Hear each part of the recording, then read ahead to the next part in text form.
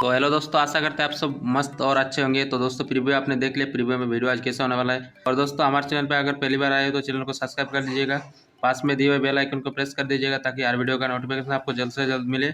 और दोस्तों वीडियो अगर पसंद आए तो एक लाइक करके जाइएगा। तो दोस्तों वीडियो पे बने रहिए, आप एंड तक देखते रहिए।